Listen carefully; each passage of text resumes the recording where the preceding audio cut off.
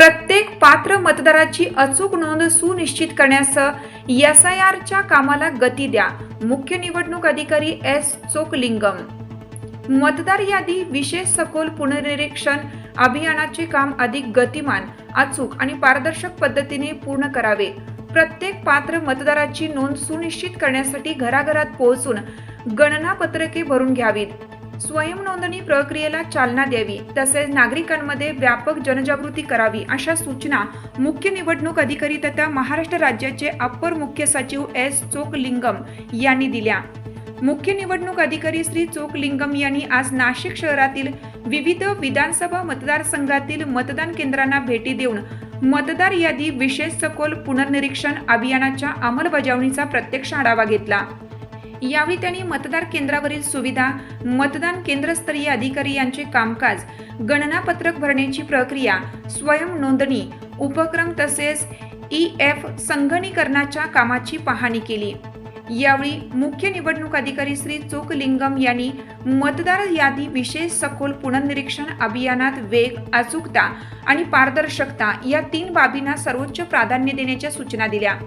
तसेच स्वयं नोंदणी प्रक्रियेला अधिक चालना देण्यासाठी व्यापक जनजागृती करावी आणि सर्व पात्र नागरिकांनी गणनापत्रक भरून मतदार यादी अद्ययावत करण्यासाठी सक्रिय सहभाग नोंदवावा असे आवाहन त्यांनी केलं.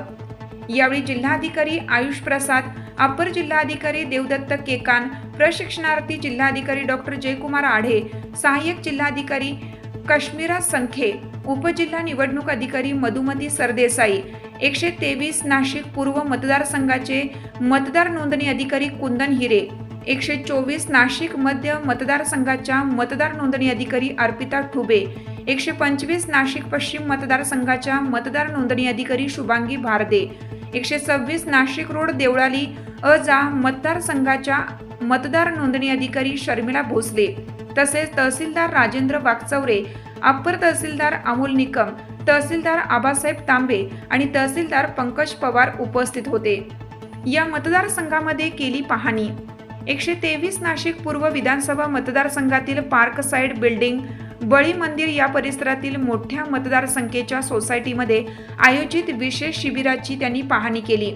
या शिबिरात सुमारे 30 ते 50 नागरिक उपस्थित होते. त्यांच्या गणना पत्रकांची पूर्तता करण्यात आली.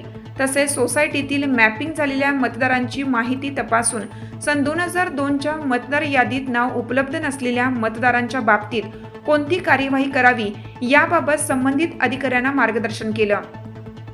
यानंतर त्यांनी 125 नाशिक पश्चिम विधानसभा मतदारसंघातील उत्तम नगर सिडको येथे घराघरात सुरू असलेल्या गणनापत्रक भरण्याच्या मोहिमेची पाहणी केली.